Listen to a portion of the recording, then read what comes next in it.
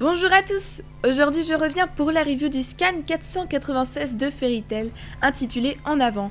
D'ailleurs on s'approche bientôt du chapitre 500, j'ai hâte de voir ce que Mashima nous réserve. Alors c'est un chapitre très bon, qui fout une hype énorme pour la suite. Ça fait un bien fou de revoir Gildarts en action, lui qu'on n'a pas vu depuis si longtemps. J'ai bien aimé la page cover, j'aime bien voir ce genre d'interaction, avoir ce genre de propositions, c'est assez sympa, ça nous fait interagir un peu. Et je voulais juste faire une petite parenthèse là-dessus, même si j'en parle pas à chaque fois, je trouve les pages cover très belles en général, avec des messages de Mashima qui sont aussi très sympathiques à lire. Alors pour le chapitre, on retrouve nos héros toujours surpris de l'arrivée de Gildarts, notre titan Gildarts qui est de retour et qui s'oppose à God Serena. Les retrouvailles entre Gildarts et Kana sont aussi drôles qu'à l'habitude. Je m'attendais à ce que Mashima nous refasse le coup du Papa Poule et c'est très bien amené, comme d'habitude. Concernant le combat Gildarts God Serena, je l'ai trouvé excellent, mais trop court. Enfin, excellent, j'ai trouvé les coups très bons. Il y avait de l'intensité, mais... Je vous le dis direct, je hais quand Mashima nous sort un one-shot de nulle part, alors qu'il y a plein de potentiel dans un combat. Là, je suis assez partagée. D'une part, on a une nouvelle démonstration des capacités overcheatées de Gildarts. Bon, bref, allez, je vais parler du cas God Serena. Alors, God Serena a été introduit dans le chapitre 440, chapitre qui portait d'ailleurs son nom. On avait tous cru que ça allait être une meuf à l'époque, d'ailleurs. De plus, c'est le mage saint le plus puissant d'Ishgard. On nous a hypé comme pas possible sur lui. Là, je remets pour l'instant l'effet de départ en place. Puis on a appris qu'il possédait 8 lacrymas de dragon, ce qui est en soi assez inédit dans Fairy Tail. Ça aurait été hyper intéressant à explorer, peut-être des flashbacks sur l'origine de chacune des lacrymas, comment il est arrivé à Alvarez. De plus, il y avait cette ressemblance avec Yuri, enfin, la communauté de fans a été rapidement intriguée par ce personnage, et on a vu en lui qu'il pourrait y avoir beaucoup de développement, des backstories et des combats titanesques. Alors que s'est-il passé ? Je ne sais pas. Sincèrement, je ne vois pas comment Mashima a raisonné sur ce cas God Serena, car il avait tout d'un bon antagoniste. Alors pourquoi ce choix ? Pour moi, personnellement, j'ai une déception par rapport à ça. Je ne fangirl pas sur God Serena, God Serena n'est pas mon spriggan préféré, mais je me dis qu'il y avait tellement de potentiel que c'est juste du gâchis et qu'on nous a menti sur la marchandise. 2 fois, il a eu l'occasion de faire un beau combat. Il commence à se lâcher et là quelque chose le démonte en quelques secondes. On n'a même pas le temps de l'apprécier.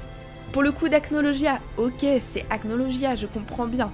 Son but c'est les Dragon Slayer, il l'a buté, ok, point final. J'espérais le fait qu'il ne soit pas mort. Son retour m'a rassurée mais quand j'ai vu que ce n'était qu'une historia de Neinhardt, j'ai tout de suite déchanté, c'était déjà fini pour lui, il servira uniquement de bouclier. Et c'est ce qui s'est passé avec Gildarts. God Serena était juste là pour tester les nouvelles capacités de Gildarts, juste pour le remettre dans le game en fait.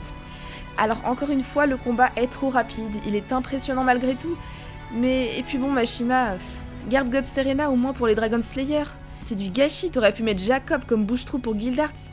Bref, tout ça pour dire que je comprends tous les fans de God Serena, j'apprécie aussi beaucoup ce personnage pour son design, ses pouvoirs, sa personnalité complètement what the fuck.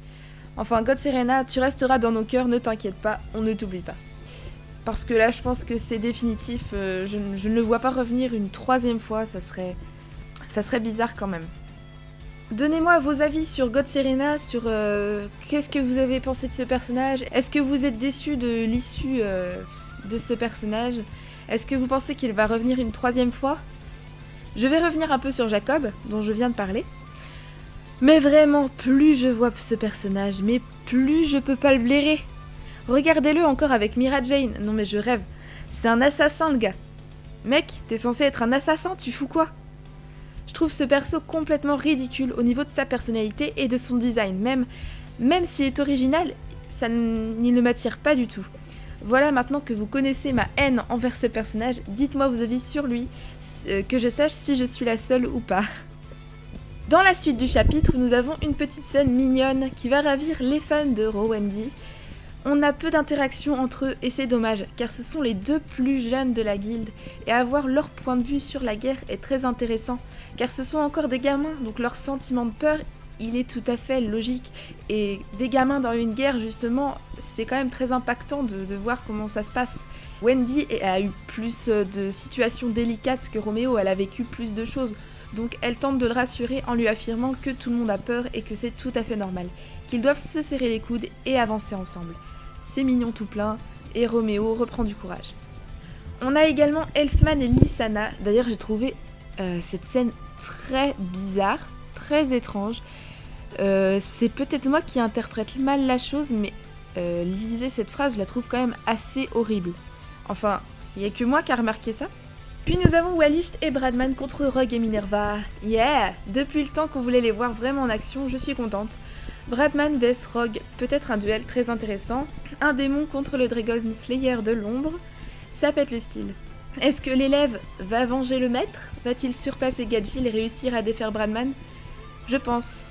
Je garde également un œil attentif sur Frosh, mais bon, Grey n'est pas dans les parages, donc pour l'instant, pas de danger. Yukino va partir retrouver Reinhardt pour pouvoir défaire plus facilement Wallicht et Bradman. Mais bon, seule, elle a aucune chance, on est d'accord. Du coup, peut-être une Lucie qui pourrait accompagner Yukino et avoir un Reinhardt vs les deux constellationnistes? Peut-être, peut-être pas. Pour la fin du chapitre, après la dérouillée que s'est pris God Serena, c'est à Invel de rentrer en action. Il va venir à la rencontre de Grey, sans doute, ça serait logique, ou de Natsu, enfin bref. Il va faire son petit show. Alors je vois un combat de Grey, on n'a rien eu depuis le début de l'arc, à part le pseudo combat contre Houl, qui a duré 2 chapitres, et qui d'ailleurs était plus là pour faire interagir Léon par rapport à l'arc de Galuna, qui était une référence, bref, vous savez de quoi je parle. On pourrait penser aussi à un Death Flag pour Roméo. J'ai vu certains commentaires de personnes qui s'inquiétaient par rapport à Roméo sur le fait qu'il soit aussi présent dans ce chapitre. Mais personnellement, je ne crois pas du tout à la mort de Roméo. On nous montre juste que la peur est un sentiment présent important dans la guerre et qu'il faut la surmonter. Enfin, c'est du Mashima quoi, c'est... L'amitié est là pour te réconforter. Bon, je m'en fais pas du tout pour Roméo, donc il ira bien. Dans l'interview de Mashima de la Japan Expo, il a répondu à une question. Cette question était est-ce qu'il y aura un jour de vraie mort du côté de Fairy Tail? Et Mashima a répondu à un truc du style cette question est assez embarrassante, je ne peux pas vous le dire, mais vous serez surpris dans les prochains chapitres. Alors c'est vrai que ça attire pas mal mon attention parce que regardez dans les prochains chapitres, là on a les Spriggans qui sont revenus, on a Fairy Tail qui s'affaiblit de plus en plus, donc est-ce qu'on aurait peut-être 1 ou 2 morts prochainement? Oui, sûrement des personnages secondaires, franchement, même si c'est un membre par exemple du Raijinchu, si c'est des personnages secondaires, Macao, Roméo peut-être, mais ça me ferait bizarre que Roméo meure, c'est quand même le futur de la guilde. C'est lui qui reprendra le flambeau en fait. C'est lui qui est la jeunesse de la guilde, donc c'est vrai que ça serait bizarre s'il mourait. Enfin, je vois pas un gamin mourir alors qu'il y en a plein d'autres, il y en a d'autres à l'appel. Enfin voilà, c'était une petite parenthèse. Donc voilà pour ce chapitre, j'espère que cette review vous a plu. N'hésitez pas à me partager vos idées, vos théories, et on se retrouve bientôt pour une nouvelle review. Salut!